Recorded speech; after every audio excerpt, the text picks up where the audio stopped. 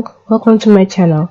So today I will be reviewing a little section of She-Ra and the Princess of the Power episode 6 season 3 that resonated with me a lot, and I'm not doing a full breakdown of the whole episode, but I will be giving a brief summary of what went down in it, just so that you could understand what is happening in this episode. But really, what I'm talking about doesn't really connect as much. Like, it doesn't really matter whether you watch the episode or not. So here we go. So first of all, my feelings towards this series has changed dramatically. At first, I wasn't really into it like that, but it was one of those things I just watched. Like, once I see a new episode, I just want to be up to date with it and just catch up. And all of a sudden, things just started getting darker and more deep, more lore filled, and things just started changing with the whole scenario of She-Ra and Adora, how she's coming to terms with the fact that she's She-Ra and she's having a chosen crisis. Like how every single quote and unquote chosen character starts displaying some symptoms, would I say symptoms, that they don't want to be who they were chosen to be, and they don't understand why they were chosen. Same like in Avatar with Aang, same like with so many other chosen ones characters, which is totally fine, completely fine. So now for this episode, it all started with the fact that Catra, who was Adora's former friend, turned on a portal that made reality turn in on itself, all because of her vengeance against Adora. She wanted by all means to destroy She-Ra and the Princesses of Power. That's the whole Princess Alliance and all that. So when she turned on the portal, reality started not making any sense. Everything became perfect in a sense, but at the same time it didn't feel real. And Adora noticed it, also Scorpio noticed it, but it was so weird for them. Like, I guess it was one of those, like, a subconscious kind of feeling. So basically, Adora still was with the Horde. Catra was still her friend. Glimmer and Bo were still in. Glimmer was a princess, like a proper princess. She wasn't like the badass commander that she was. And Bo, instead of him to be an inventor and a archer, he was a historian, just like how his parents wanted him to be. So, and another thing was that Glimmer's father was alive in this reality. So things were not making sense at all. And Adora noticed it. So fast forward to the fact that when Adora now found out why, or the fact that everything was not real, she decided to find Glimmer and Bo and help them remember who she was. They sort of remembered her, but they had to go with just flashbacks of memories, which is not much to go by. Anyways, here comes the fact that Catra was blaming Adora for everything that ever happened, for every single thing, literally down to the fact that she blamed Adora for coming out of a portal as a baby, because Hordak opened a portal a long time ago, and it opened for a split second, and the only thing that came out of it was baby Adora. And Catra was literally blaming Adora for that. Like, this is where I had to pause and like really understand the scenario. We have a lot of friends in our lives that are really toxic, and we have a lot of people also that are not even friends, that just blame us for everything that goes wrong in their lives. They feel like if not because of us, they could have gotten the promotion, they could have gotten some money, they could have gotten like anything in this life. Like they just feel that you are the sole reason as to why they haven't progressed in life. And instead of them to sit down and start figuring out how to achieve what they want, they guilt trip the hell out of you until you want to do everything you can to put them in the position they want to be, and they don't have to lift a finger because they've guilt tripped you. Same thing with Catra and Adora.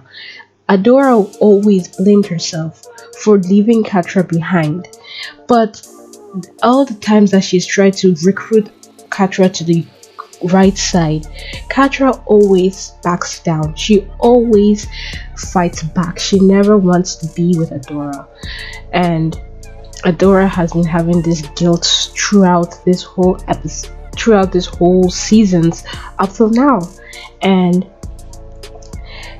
Catra was so overwhelmed by jealousy and hatred that she just wanted Adora dead.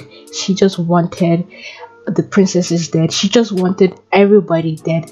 Everything was not working for her. She wanted Shadow Weaver dead. She wanted Hordak dead. She wanted like the whole world to crumble, and that was the only way that she would be happy.